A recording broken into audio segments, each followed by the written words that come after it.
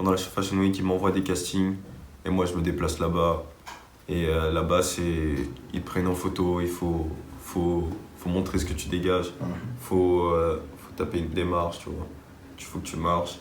Et après, soit ils te kiffent, ils te prennent, ou alors soit ils te prennent pas et tu passes à autre chose, tu vois. Il n'y a rien qui est acquis. À chaque fois que tu dois faire quelque chose, il faut se donner à fond. Même pendant un défilé, tu peux apprendre que tu n'as pas été pris. Pendant un défilé, tu peux apprendre la nouvelle que finalement tu n'as pas été pris. Le jour même. Le jour même. Genre, je t'ai déjà déplacé au défilé, on dit. Ouais, mais ça s'est arrivé là. Mon cousin il avait défilé là et il a appris que non, il est plus dessus. Moi, je suis arrivé. Moi, ça m'est jamais arrivé encore. Ça m'est arrivé, moi. Mais c'est arrivé à des potes. C'est arrivé hier. Il y en a un, il est arrivé, ils lui ont dit non, en fait, on veut plus que présenter ton look. Du coup, il est venu pour rien et après, il est parti. Après, il n'a rien fait du tout. Un mannequinat, c'est rien n'est facile. Donc, le Tudrag, contrairement à la marque, il a le flash.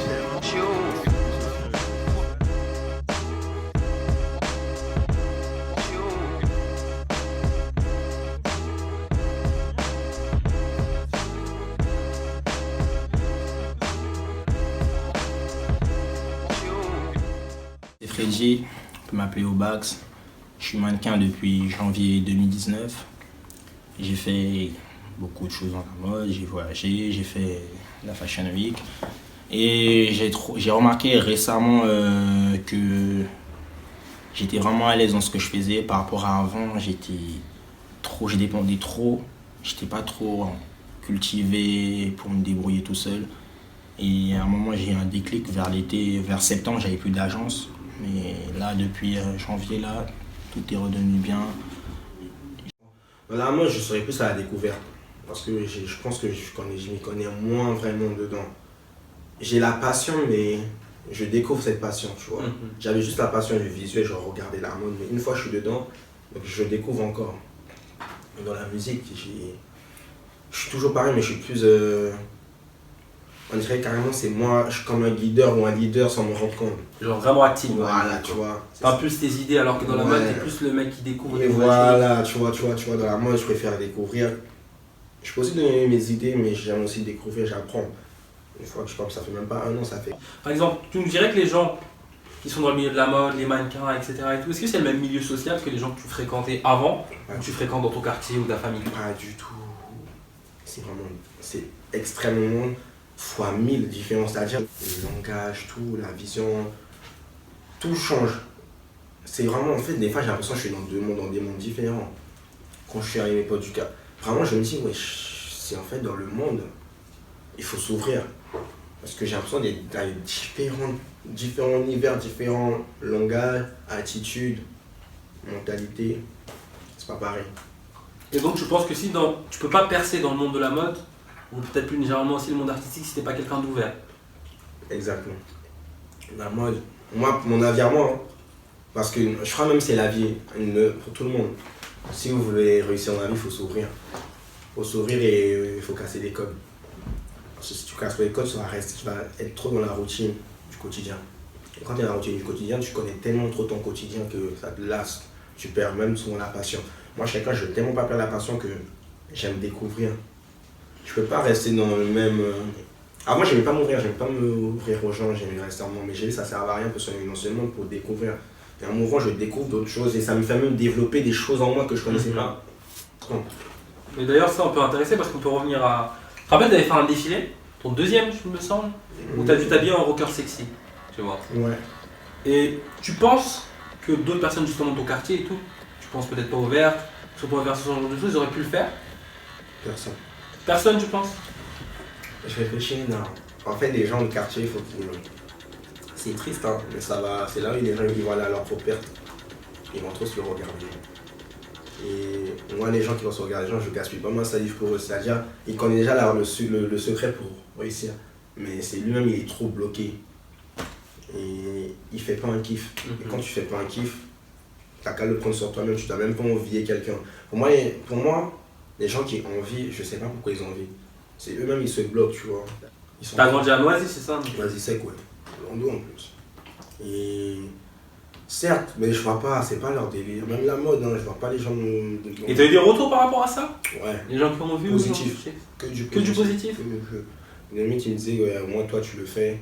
Moi j'aurais pas fait, mais toi. Voilà, ouais, toi au moins, voilà, tu t'en bats les couilles des gens, excusez-moi, tu t'en Non, fous, t'inquiète. tu vois. Vraiment, ce côté-là, tous mes amis, il y a personne qui me souhaite le. Non, carrément pour eux, ils m'ont connu, ils savaient comment j'étais dans le passé. Donc quand ils voient une nouvelle personne, ils découvrent, ils disent, ah ouais, l'humain peut encore évoluer. Même moi, pour moi, c'est nouveau tout ça. Tu l'as appréhendé comment quand l'agence t'a appelé, elle t'a dit vas-y tu vas te mettre en record sexy, tout ça, noir maquillé, tout, t'étais déjà prêt mentalement à le faire? Ouais. C'était pas un souci? J'ai pas compris, j'étais déjà prêt. Je me suis dit, c'est mon taf. Hein. Donc, j'ai pas trouvé. Pour moi, l'accotement n'était pas gênant. Donc, mais si on va aller mettre un string ou avec des blocs, insulter même. Non, je crois en fait, dans le mannequinat, il faut souvent aller avec. Faut t'imposer direct. Pas imposer verbalement, mais dans ton attitude. Ta manière d'être. Moi, par exemple, moi, je suis quelqu'un. Je parlais beaucoup de gens, mais quand il y a des mannequins, je ne pas trop. Je vois que là, je suis pas trop dans vos délires, dans le mannequin à fond. Moi, mannequin, c'est juste je découvre des trucs complets, mais je traîne pas trop avec vous. Je suis peu dans mes jazz à moi. Moi, je suis un mec, j'aime le sang, j'ai les daf, t'as vu. Bon, faut toujours s'imposer. Quand tu t'imposes, c'est là où les gens ils vont savoir comment se comporter. C'est quoi ton plus grand projet jusqu'ici? Tu sais, j'avais un rêve. C'est quoi? Il s'est réalisé, mon rêve, je suis en ouf. Il y a 5 ans, je me rappelle une fois en classe, il n'y a même pas il y a 5 ans, en 2017. Et ça, je disais toujours ça, cette phrase, à mes potes en classe. Je dis, vous là, vous traînez avec moi là, vous foutez de ma gueule, mais voilà, dans le futur, quand vous allez voir mes têtes dans des affiches de marques, des trucs, pas venir me sucer, hein. Tout le temps ils se foutaient de ma gueule. Et il y avait qu'un seul pote, et un prof à moi, il rigolait pas. Mon pote là, jusqu'aujourd'hui, on se voit, on s'est même vu avant-hier, il m'a dit, moi je rigole pas, toi t'es un mec trop imprévisible. Il m'a dit, toi t'es un mec, voilà, il m'a dit, tu fais tellement peur que, genre, quand tu dis un truc, on sait que tu peux le faire. T'as tellement une niaque de. Et aujourd'hui, tu vois, quand j'ai eu même le truc de The Couple, ou j'ai fait quelques photos, tout ça, et quand j'ai vu le truc de The Couple, c'est même lui, il m'a écrit, il m'a dit, tu te rappelles, t'avais dit, une fois à l'école, ouais, un jour, on te fera dans des affiches pour des marques. Il m'a dit, oh, t'as dit une phrase, elle est là.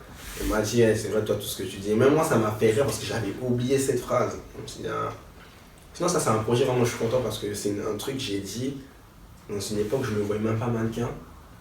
Une époque, j'étais un étudiant, c'est-à-dire je pensais qu'à les diplômes. Et j'ai une phrase juste parce que je sais pas, indiqué inconsciemment, je savais que je pouvais. En fait, au fond de ma tête, j'ai toujours su que je pouvais atteindre la mode, mais je n'avais pas les contacts. C'est comme j'étais la musique, je suis trop content enfin d'être rentré dans la musique. C'est une passion que j'avais depuis que je suis vraiment tout gosse, mais juste parce que je viens d'une famille où c'est pas bien vu, je sais pas, mais là. T'as pris ton envol.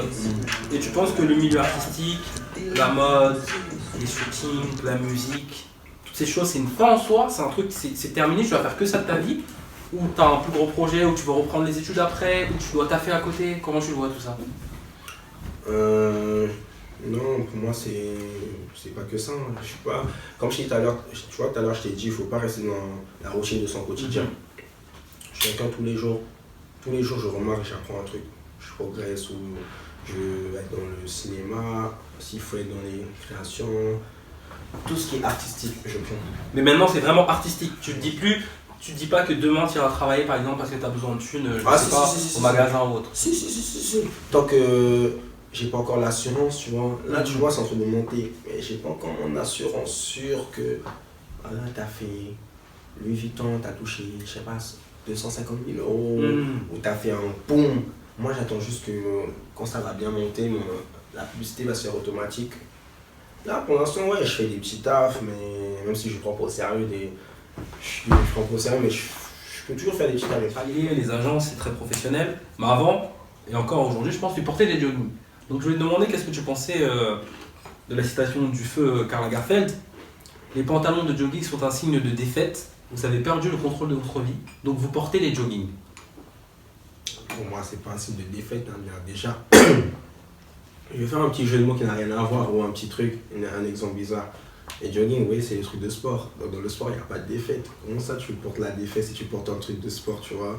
Pour moi, le jogging, ça n'a rien à voir avec la défaite. Je suis pas d'accord avec ce qu'il dit. Hein. C'est un habit, déjà, faut se décontacter. Et pour moi, les jogging, je pense, c'est fait plus pour les jeunes. Hein. Ah, peut-être, je pense qu'il peut pas comprendre. Voilà, il peut pas comprendre. Il voit. Et il y a des flots que tu peux caler quand jogging, tu vois. Et moi, je suis pas d'accord avec lui. Et je pense que lui, il voulait dire que pour lui, il n'y a pas de flow avec des jogging, c'est impossible. Ouais, j'ai capté ce qu'il veut dire. Toi, t'es d'accord? Je suis d'accord avec lui que ouais, tu peux pas aller en soirée en jogging, tu peux pas aller dans le Luxembourg. Pour moi, le jogging, c'est un habit de détente. Je suis vraiment pas d'accord avec ça. Et Moi, tu pourras nous dire, en fait, surtout dans les coulisses, quand tu es dans les coulisses, il y a vraiment une nouvelle forme de diversité ou c'est vraiment genre ils ont choisi 2-3 personnes juste pour les mettre en avant et dans les coulisses, les profils, tu trouves, ils ont vraiment changé? Ouais. Là, par contre, ils ont changé. Parce que avant, quand tu dis changer, c'est-à-dire par rapport si. Couleur de peau, ouais, ça. taille. Non, ils poids. ont changé, c'est-à-dire ils mettent en avant quand il y a un potentiel. Ils vont pas le faire parce que lui c'est un blanc, on va le mettre, non. Mais par contre, dans le métier, c'est vrai, des fois, il y a des requins, comme on dit. Il y a Quoi, des requins? Les requins, gros, c'est des bâtards, quoi. C'est-à-dire, si tu marches avec lui, bah, il peut t'éteindre. Tu es obligé de. Même moi, je suis pas dans ça. Genre, il y a par exemple, un directeur de marque de casting peut te dire. Ah, je sais pas, un exemple. Hein. Ouais, je fais une soirée là-bas, vous venez avec moi, les jeunes. Si par exemple, sur 4 jeunes, 3 y vont, 1 n'y va pas, mais celui qui n'est pas allé, c'est lui, on va plus le calculer. Mais sinon, ils mettent pas. Ça, c'est pour certains, mais c'est pas tout le monde qui le fait. Et ça, je pense, dans tous les métiers, il y a ça. Et sinon, ils mettent en avant pour quelqu'un un potentiel. C'est plutôt ça. Et du coup, tu penses que il y a 15 ou 20 ans, toi, comment t'es, genre Dans le Renoir, passé ou non? qui vient de quartier, dans le passé, qui vient de quartier, qui met des jogging, tu penses que tu aurais pu percer dans le monde de la mode ou non? Il y a 15 ans. Il y a 15 ou 20 ans. Non. Non, pas du tout. Parce que même jusqu'à maintenant, jogging, tout ça, la mode, moi des fois je fais des castings en jogging, ça plaît pas, mais je montre qui je suis. Mais à 15-20 ans, 15-20 ans, Renoir, peut-être teinture, piercing, jogging, j'aurais plutôt vu. Ouais, dans le cinéma, hein. C'était peut-être encore une chance. Le seul milieu artistique que tu aurais pu avoir accès, c'est le cinéma. Par rapport à ton caractère déjà, c'était quelqu'un. Dans le cinéma, mais dans la mode, non. La mode, ils sont trop stricts. Ils jugent vraiment par l'apparence dans ce truc. Je crois que c'est un des seuls métiers où on juge par l'apparence. C'est-à-dire, tu peux bien t'habiller, mais si on te voit tout le temps en jogging ou je sais pas, pour eux, t'es pas mannequin, pourtant t'as le poteau. Mais moi, c'est ce qui m'arrive au début. Donc, je voulais pas me laisser ma chance, on me disait, ouais, en jogging, toujours en jogging. C'est juste un jour, ils ont vu que ce que je pouvais faire, ils ont compris que, ah ouais, les apparences sont trompeuses. Ouais, c'est Vue sur Rue. J'ai kiffé le passage. Merci à Vue sur Rue, à l'équipe. Je fais un gros big up à toute ma team, tous mes potos. Big up à toi, Obax. Merci pour la vidéo. La VC Family, j'espère que vous avez bien kiffé l'épisode, que vous allez le partager au max. Merci à Obax pour son intervention, de nous avoir prouvé, montré et expliqué comment quelqu'un qui venait d'un milieu pas forcément favorisé et privilégié d'un point de vue artistique pouvait faire son trou dans le milieu de la mode. Et surtout, merci à vous parce que c'est vous qui continuez de nous donner de la force. Mettez des likes, mettez des j'aime, abonnez-vous surtout, ça c'est hyper important. Et on se retrouve dès la semaine prochaine, on se retrouve avec un nouvel épisode. Donc restez vraiment connectés, on se retrouve dès la semaine prochaine avec un nouvel épisode. Ça sera sur un poteau qui va nous faire découvrir le monde du DJ et qui nous a permis en fait d'organiser notre première soirée. Donc on a organisé la première soirée Vue sur Rue en collaboration avec lui.